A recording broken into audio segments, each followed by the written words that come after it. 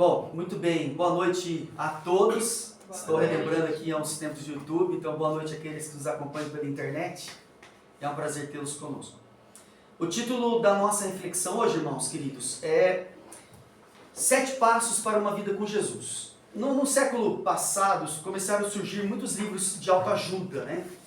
Você já deve ter lido alguns, Monge Executivo e muitos outros. Recentemente um livro muito bom chamado Mindset, não sei se vocês já leram, que trata dessas questões da mente, do coração, enfim.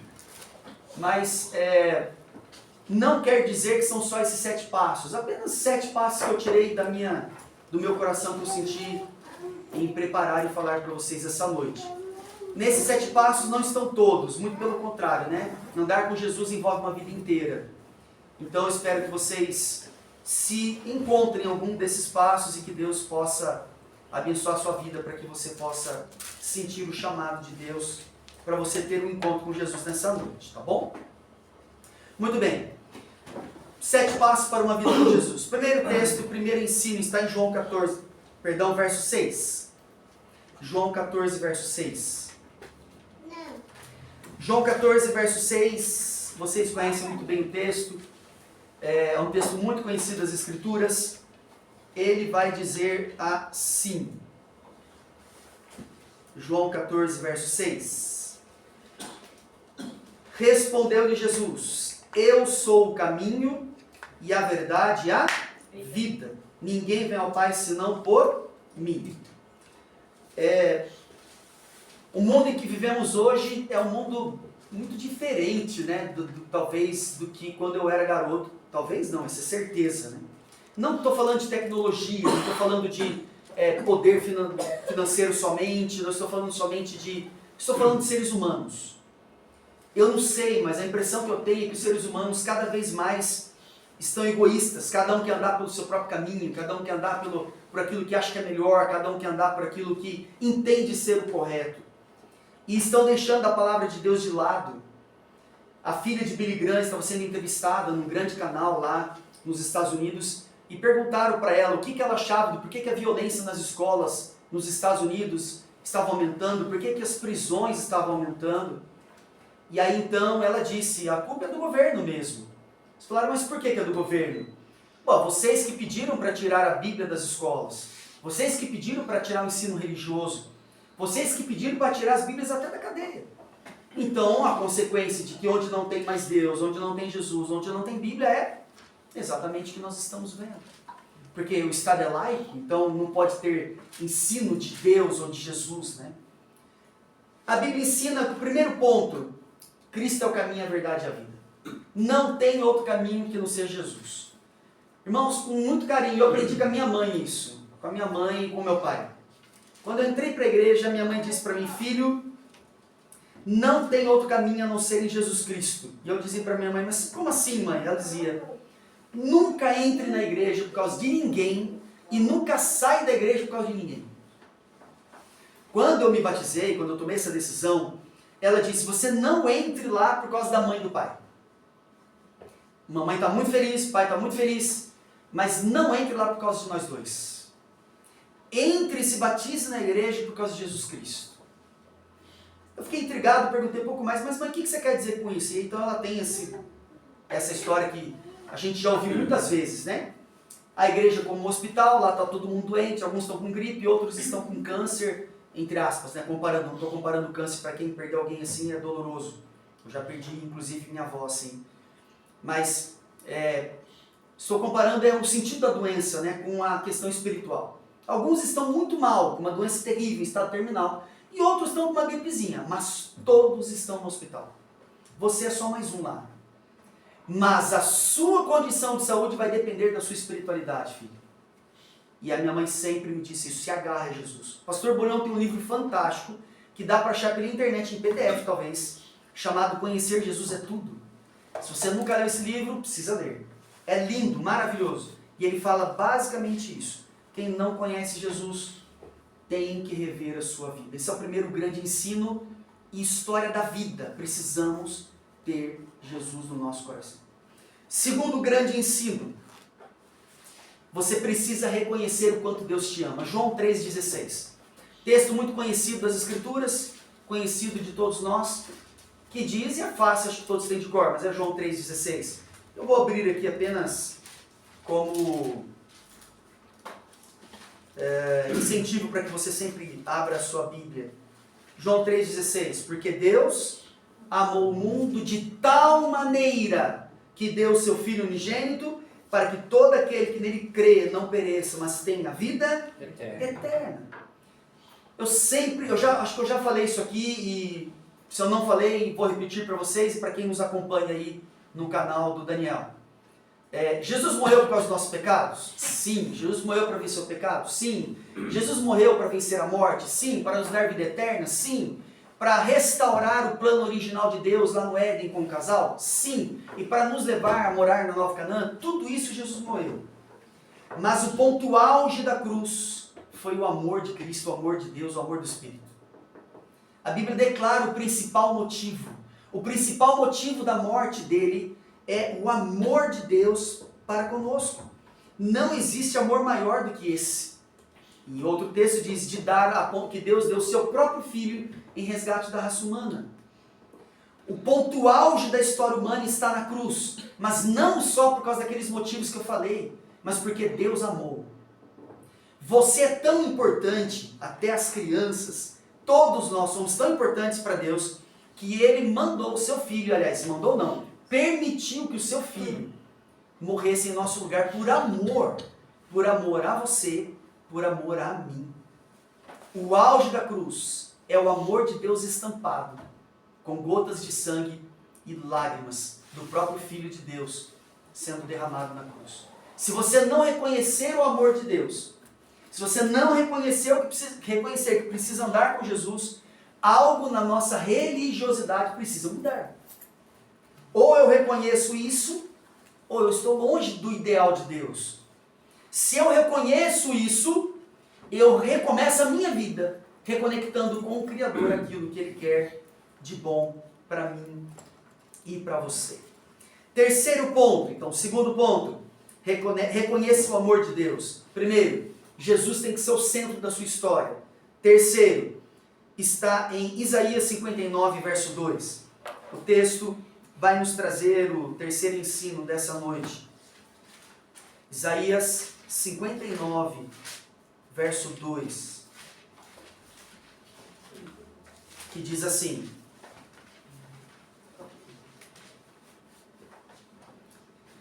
mas as vossas iniquidades fazem separação entre vós e o vosso Deus, e os vossos pecados encobrem seu rosto de vós, para que não vos ouça. No mundo em que vivemos hoje, a gente vive num mundo extremamente complicado. Parece que o poste tem que fazer xixi no cachorro. E eu não estou dizendo que está certo o cachorro fazer xixi no poste. Aliás, ele faz porque ele tem que marcar o território dele. Ou no mato, ou seja, no lugar que for. Mas o mundo está encarando as coisas dessa maneira. Quem está errado parece que está certo, quem está certo parece que está errado. Vivemos num mundo complicado, onde as pessoas acham que o que eu penso, mesmo que você pense diferente, o problema é teu. O que eu penso, eu estou certo, você não tem nada a ver com isso. Porque a palavra de Deus está deixando de ser o guia dos seres humanos. E os seres humanos estão indo por doutrinas de homens, como diz a própria palavra. E uma das coisas que parece que a gente não pode mais pregar, nem nós como pastores, e nem ninguém no mundo... Pô, tem alguma Bíblia para me dar? Espera aí, meu anjo, o povo vai te dar uma Bíblia aí, tá bom? Espera aí só um pouquinho. Se tem uma coisa que está acontecendo no mundo hoje, é a inversão de valores, a inversão da ética, a inversão da história humana, a inversão do que é correto, a inversão de que tem coisas ruins e coisas boas, que alguns dizem que nem tudo que é ruim é tão ruim assim. Não, o que é ruim. E o que é bom. Não existe meio termo para algumas coisas. E eu não tenho, de forma alguma, estou sendo radical, não é isso. Mas falar sobre arrependimento de pecado e mudança de vida, hoje, no mundo cristão, é ir na contramão do mundo. E o que é ir na contramão do mundo? Falar o que é certo é ir na contramão do mundo. Parece que, infelizmente, pregadores e pessoas têm se esquecido do que a própria Bíblia ensina, irmãos. Jesus se deparou com a mulher pecadora. Alguns acham que é a Maria Madalena, outros acham que não é. Tudo bem, ok. Não importa, estava lá a mulher pecadora, seja ela quem for, se era Maria Madalena ou não, estava lá a mulher. As pessoas vieram para matá-la e apedrejá-la, jogarem pedras. Eles olham para Jesus e dizem, e aí, mestre, ela foi pega em adultério, o que o senhor diz? Porque a lei diz que ela tem que morrer. A lei não dizia isso. A lei dizia, sim, que ela deveria ser apedrejada, mas não sozinha. O homem que estava com ela também deveria morrer. Então, já começam tentando pegar Jesus numa mentira. Jesus está parado ali e começa a escrever no chão. Muitos teólogos creem que ele estava escrevendo o pecado daquelas pessoas no chão. Aí ele vinha com a pedra para atacar na cabeça da mulher, viu o pecado escrito no chão e ia embora. Em vez de olhar e se arrepender e pedir perdão, ele ia embora porque não queria que o pecado dele fosse revelado. Jesus apagava com a mão o pecado do primeiro, do segundo, do terceiro, até o último. Bom, eu já vi um pregador falar sobre isso, muito bonito, aliás, a aplicação do pregador. Ele dizia assim, Jesus apagava porque é assim que Deus faz com nossos pecados, né? A gente pede perdão, ele não se lembra mais. Então ele, seu pecado para mim, peça perdão que está apagado. É como escrever na areia. Bom, muito bonito isso, e é assim que Deus faz mesmo. Mas aquelas pessoas não estavam preocupadas com a salvação da mulher, estavam preocupadas com o que eles entendiam de religiosidade. E isso é preocupante no mundo hoje também, e até na nossa igreja. A gente tem que ter humildade para entender aquilo que Deus quer para a gente. Não só dentro da igreja, na liturgia, no culto, mas em tudo. Desde a nossa casa, até a igreja, até na rua. Jesus acabam as pessoas, ele olha para a mulher e diz o quê? Mulher, onde estão os teus acusadores? Ela olha, levanta, está chorando, a pessoa, vou morrer. Do nada ela olha para trás e não tem mais ninguém, ela nem percebeu. Ela diz, Senhor, não tem mais ninguém aqui. Ele olha para ela e diz, tá bom, então eu também não te condeno. Vá e não peques mais. Qual é o sentido dessa frase? O sentido dessa frase é, você precisa mudar. Eu não te condeno, eu poderia. O próprio Deus está aqui, eu poderia te condenar agora, poderia dizer, você está perdida. Não, eu não te condeno. Mas eu te peço uma coisa, já que eu não estou te condenando, e a minha graça está te salvando, você precisa sair daqui com pelo menos um propósito. Você precisa mudar de vida. Você estava com outro homem em adultério, não volte mais para esse homem. Não durma mais com ele. Não cometa mais esses erros. Você precisa mudar de vida. E a Bíblia pede para que os seus filhos se arrependam dos seus pecados. E o que é arrependimento de pecados? Alguns que interpretam que eu posso confessar os meus pecados de maneira geral. Senhor, me perdoe os meus pecados em nome de Jesus, amém. Você pode fazer isso. Você até pode fazer isso porque a oração do Pai Nosso dá esse sentido também. Mas o correto é você dar nome aos bois, como diz o ditado popular. Senhor, eu pequei e falei, porque eu falei mal do... Vou usar o Daniel de exemplo. Falei mal do Daniel. Senhor, eu pequei e falei porque eu cobicei o carro do vizinho, sei lá, seja o que for.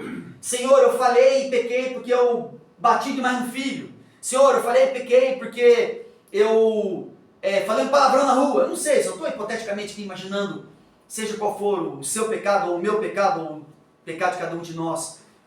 Mas a Bíblia pede para que seja nominal. Por quê? Porque Deus quer relacionamentos íntimos com seus filhos. Se não for nominal, de maneira geral, você vai ter uma religião vazia. Se você orar todos os dias, Senhor, perdoa os meus pecados, em nome de Jesus, amém, você não vai conseguir entender a essência do perdão de Deus. Deus quer falar com você. Um dia eu estava na minha casa, de madrugada eu parei para orar. Não, às vezes eu passo algumas madrugadas orando. Não é sempre, mas de vez em quando eu gosto de fazer isso. E aí, em uma dessas madrugadas eu parei, falei para Deus, Senhor, tem algum pecado que eu não confessei, que eu estou chateando o Senhor e deixando o Senhor chateado? Irmão, você pode até duvidar, eu respeito, não tem problema, você não precisa acreditar no que eu vou dizer agora. Mas eu claramente ouvi a voz de Deus falar assim, para de bater na Maria. Era uma shih tzu que eu tinha pequenininha. Eu, por ignorância de conhecimento, eu não sabia que não se bate em cachorro. Eu aprendi de pequeno que você pega o cachorro, vai até lá no focinho, esfrega o focinho no cocô ou no xixi, põe lá no jornal, esfrega o focinho no jornal, dá um tabefe nele ou nela e ensina a fazer no local que deveria. Naquele dia eu senti Deus falar comigo. E ainda ouvi assim a frase, de verdade, ouvi mesmo. Não bata na minha criação. Aí eu lembrei da história de Balaão com a jumenta. Naquele mesmo dia eu entrei na internet e fui pesquisar como se educa cachorro para não fazer xixi e cocô dentro de casa. Como que eu moro em apartamento, como que eu faço isso? E aí fui pegar alguns vídeos de algumas pessoas que ensinam. E eu fui descobrir, que eu era ignorante nesse assunto, que você não pode bater no cachorro. Você faz carinho no cachorro e só repreende. Você só fala não, coisa feia, mas nunca se bate no cachorro. E quando ele fizer no lugar certo, na hora certa, você vai lá e faz a festa. Coisa linda, parabéns, e faz carinho. Aí o cachorro pula, fica feliz, aí ele racionaliza o cachorro. Racionaliza, lógico, eu estou falando que é o ser humano, vocês entenderam, né? Ele vai pensar, nossa, meu dono ficou feliz que eu fiz xixi no lugar certo, ou que eu fiz o número 2 no lugar certo. Aí ele vai entender que é fora de casa. E por incrível que pareça, a Marie, ela aprendeu a fazer, gente, um cachorrinho tão pequenininho. Ela ficava me esperando o dia inteiro. Eu chegava, que eu trabalhava como capelão nessa época no colégio, eu chegava às 5h30, 6 horas em casa, ela já ficava desesperada, eu já levava ela pra rua. Gente, era um negócio assustador no chão de xixi. Assim. Ela aprendeu. E quando ela... eu fico até com um negócio no coração, de verdade, sabia? Eu amo demais animais, né? Gosto muito, apesar desse erro que eu cometia, eu amava demais ela, era a minha paixão, Marie. Aliás, de todos nós em casa. E agora temos a Pérola, tão boazinha que não é nem late, a Pérola só quer carinho, só fica aqui, ó, pedindo carinho. Mas eu não bato mais, viu gente? Eu me arrependi do meu pecado, confessei o meu pecado e orei, pedi perdão para Deus. Vocês acreditam que Deus me mostrou isso? Uma coisa aparentemente boba. E eu ensinei ela a fazer xixi e cocô direitinho, fora de casa. De vez em quando ela pisava na bola, eu só dizia, não pode. Ela baixava a cabecinha com medo, achando que eu ia bater, mas eu não fazia mais isso. Ela ficou gravidinha. 5 filhotes nasceram, mas a gente não tinha percebido que ela estava com a doença do carrapato. Ela morreu com 5 filhotes. Pensa num cabra e numa minha esposa, pensa numa família que chorou de perder a Marie. Fiquei tão traumatizado que eu via cachorro, eu chorava. Eu fiquei com tão pesado no meu coração, eu amava tanto aquela bichinha, que eu vi uma shih tzu parecida, eu tinha que sair de perto, porque eu chorava. Porque ela me dava muitas saudades. Como eu amava aquela bichinha, minha família amava aquela bichinha. E agora a Pérola é amada do mesmo jeito. Mas não consigo ensiná-la, a Pérola não consegue aprender. Mas eu não bato nela, porque Deus me mostrou. E eu fui pesquisar. Parece uma coisa boba, não parece? Porque Deus mostra. Se você estiver disposto a clamar, Deus vai mostrar. Esse é o nosso terceiro ensino. O quarto ensino está em Romanos 12, verso 1. Romanos 12, verso 1.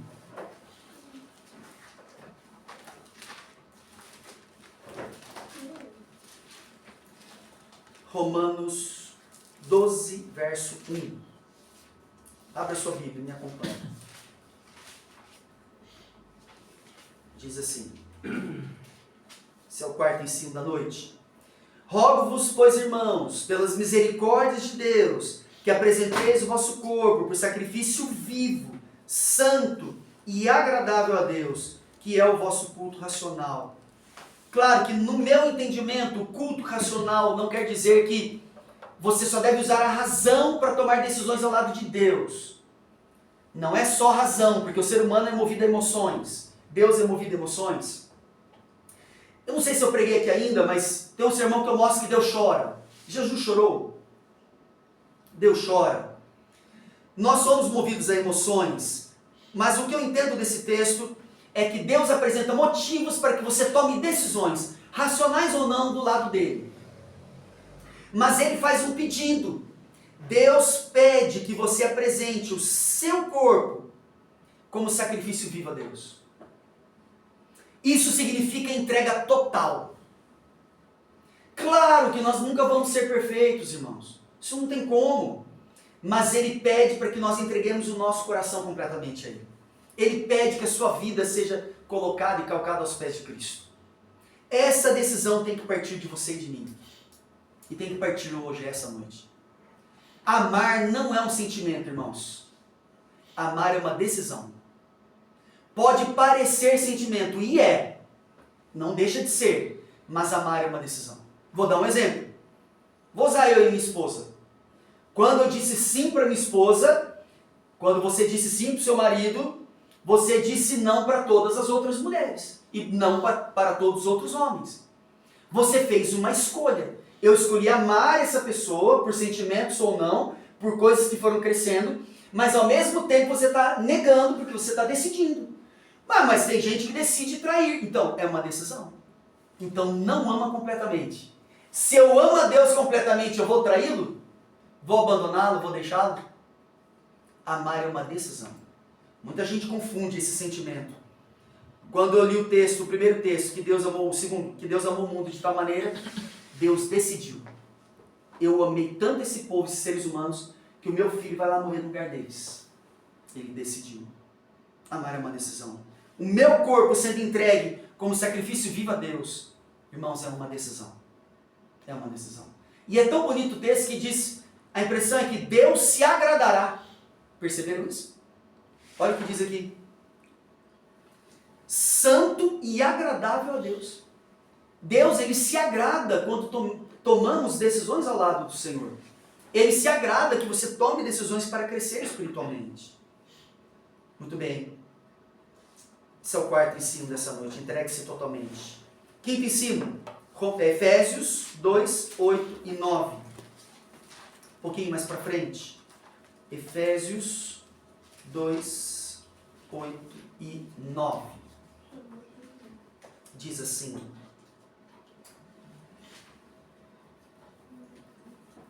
Pela graça sois salvos, mediante a fé. Isso não vem de vós, é dom de Deus, não de obras, para que ninguém se glorie. Efésios 2, 8 e 9. Pela graça sois salvos, isso não vem de vós, a fé, ela é dada por Deus. Até a fé é dada por Deus. Nada vem da gente. Nada é próprio do ser humano. Nada vem daquilo que a gente é capaz. Deus deu tudo. E até a fé é um dom dado por Deus. Eu trabalhava como advogado do Procon, e antes de ser pastor. E um dia chega lá a Dona Maria, uma senhora pentecostal assim, poderosa na fé. Ela se ajoelhou diante de mim e falou assim, eu sabia que Deus ia mandar um servo dele para cuidar do meu caso. Eu fiquei meio incomodado, eu confesso. Eu vou abrir meu coração, é sério. Fiquei meio assim. Ela ajoelhada, orando, botando a mão para cima. Oh, glória a Deus, aleluia, eu sabia que Ele ia me abençoar. Aqui está o seu servo, abençoa a vida dele. Começou a orar e profetizar ali. E eu falei, Jesus amado, o que essa mulher está fazendo aqui, gente? Até parece que tudo isso que ela está fazendo, Deus está se importando. O caso dela, porque ela já tinha me contado todo o caso dela, era muito difícil de resolver o caso dela. Muito difícil. Estava devendo, na época, em 2005, R$3.600 para o banco, em taxas que foram acumulando por anos e virou um negócio assustador, uma bola de neve. Na oração ela disse assim, eu tenho certeza que o meu Jesus não vai me abandonar nessa hora. E eu tenho certeza que o Senhor Jesus vai usar esse servo que está aqui comigo, escutando a minha oração. Dentro do órgão público, ela orando ajoelhada e clamando a Deus. No começo eu fiquei incomodado. Durante a oração, sabe o que eu pensei? Eu falei assim, gente, ou essa mulher tem uma fé muito poderosa, ou ela é doida, ou essa mulher é um negócio que eu nunca vi na vida. Eu comecei a pensar muitas coisas. Mas eu senti um negócio de verdade, de coração. Eu senti alguém que tinha muito, muito poder do Espírito Santo e fé. No final da oração, eu já estava emocionado com a oração daquela senhora. Eu comecei meio incomodado e terminei pensando na minha vida. Por que eu fiquei emocionado? Porque eu pensei comigo mesmo, Daniel. Falei assim, eu acho que eu não tenho essa fé. É sério, eu pensei isso. Eu era ancião de igreja. Eu pensei, eu acho que eu não tenho a fé da irmã Maria. Eu não tenho essa fé. Para resumir a história, para não ficar tão longo. Peguei a gente no Procon, na época, não sei como é que é hoje, eu não trabalho mais com isso, né? Sou pastor, graças a Deus. mandava carta para os bancos. E nós mandamos as cartas. Mas eu também peguei as cartas para levar para o banco. Isso uma semana depois que ela apareceu lá. O banco já tinha recebido. Quando eu cheguei lá no banco, o gerente veio me atender, que ficou o meu amigo, Pedro, que eu perdi o contato com ele, o Silvio. O Silvio saiu de lá de dentro, veio, e lógico, né, como pastor ou advogado, a gente sempre anda de terno, estava de terno e tudo mais, sempre gostei. E aí ele veio se apresentar. Christian, muito obrigado, você é o procurador do Procon, que bênção, cara, eu estava pensando em você agora, porque eu recebi suas cartas, eu achei que não tinha recebido. E eu estava com as cartas na mão de novo. Tinha mais de 30 reclamações do Procon do Santander. E aí ele virou e falou para mim assim, você sabe que eu sou gerente novo da agência? Eu falei, não sabia. Eu sabia que era um outro rapaz que estava aqui, não lembrava o nome do rapaz. Não, eu vim de São Paulo, cheguei essa semana. Cheguei ontem. Minha mudança está vindo. Já aluguei a casa, minha mulher amou, estou vindo para cá e me deu um atendimento maravilhoso. Ele era muito, muito gente boa. Pessoa muito de Deus. E ele pegou os 30 casos, ele falou o seguinte, Christian, eu separei 5 casos aqui. 5 casos eu separei. Eu já olhei aqui ontem, que eu cheguei ontem. Uma coisa assim. Desses 5 casos, tem um que eu não sei. Eu não dormi direito por causa desse caso. Eu peguei esse caso na minha mão e eu fiquei olhando, eu fui para casa, eu fiquei pensando nesse caso. De quem era o caso? Dona Maria. Dona Maria. Por que ele escolheu dos 30 casos o da Dona Maria? Providência divina. Não é providência divina? Ele pegou o caso e na hora eu não pensei qual era. Não adivinhei que era da Dona Maria. Eu pensei, qual será? Fiquei curioso, qual que é o caso? Quando ele abre, era o caso da Dona Maria. E olha, paz, eu vou resumir a história. Já falei isso 2 vezes, né? Porque a história é longa mesmo. Mas vou terminar a história, melhor dizendo. Ele pegou o caso da Dona Maria e virou e falou assim, olha, a superintendência do banco pediu para que eu resolvesse o máximo de casos possíveis, porque o Santander quer melhorar a imagem com os Procons. Eu achei isso muito bonito, parabéns ao Santander. E eu quero acabar com essa má imagem na cidade de São Sebastião. A gente vai tentar resolver todos, e se eu não me engano eles resolveram todos mesmo, os 30 casos na época, né? Mas o dela eu quero resolver hoje. E falei, o que o senhor quer? O que o senhor pode fazer para ela? Pensei, vou parcelar a dívida. Não. Liguei na superintendência e eles mandaram cancelar toda a dívida da Dona Maria. Amém. Amém ou não? Amém. Voltei pro Procon, liguei para ela pegou o ônibus, ela morava, sem mentira, ela era muito simples, muito pobrezinha. Ela contou para mim que morava numa casa feita de madeirite, no morro, e era muito frio. Eu liguei para ela e não consegui falar, deixei o recado, isso era de manhã, no outro dia de manhã, à tarde ela apareceu lá, no nosso trabalho. E quando eu contei para ela, sabe qual foi a primeira coisa que ela fez? Se ajoelhou para orar de novo. Só que agora, irmãos, não era só eu chorando com o coração dela, não. Todas as pessoas que estavam lá dentro, que trabalhavam comigo, todas se emocionaram e choraram no coração daquela mulher. Ela agradeceu a Deus, pediu bênçãos na nossa vida, e ela dizia, eu tinha certeza que o Senhor não ia me abandonar, porque o Senhor é bom, as suas misericórdias duram para sempre. E eu tinha fé e certeza que o Senhor ia usar esse servo de Deus. Amém ou não? Amém. Aquela mulher me ensinou que é ter fé, junto com a minha mãe e meu pai, obviamente. Mas ela me ensinou assim, de forma viva, em um caso, o que era fé. Penúltimo texto, Filipenses 1, verso 6. Logo aí na frente. Sexto ensino dessa noite. Filipenses 1, verso 6.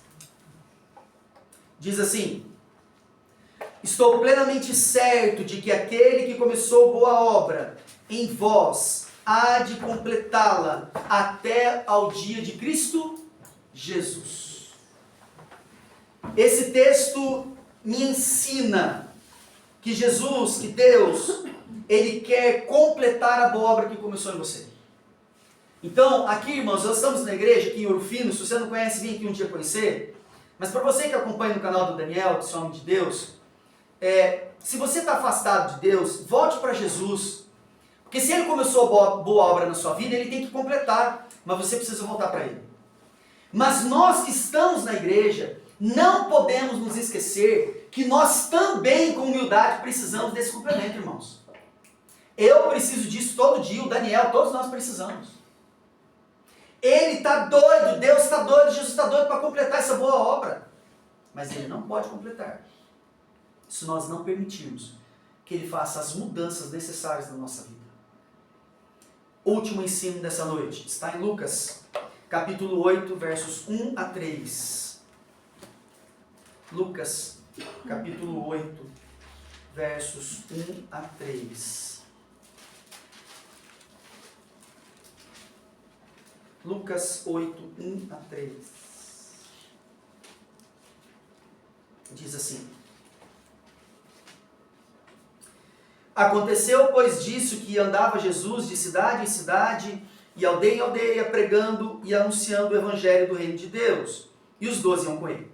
E também algumas mulheres que haviam sido curadas de espíritos malignos, de enfermidades. Maria, chamada Madalena, da qual saíram 7 demônios, e Joana, mulher de Cusa, procurador de quem? Herodes. De Herodes.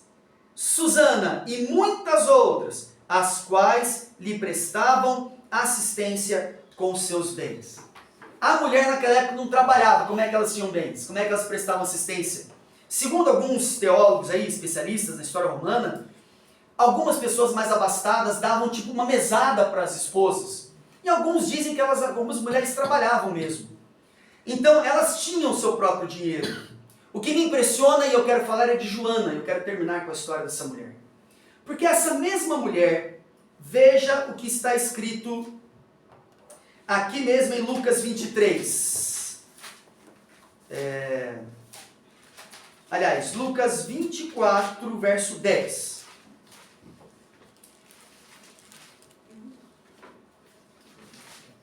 Vou ler do 8 em diante, é melhor. Lucas 24, do 8 ao 10. Diz assim: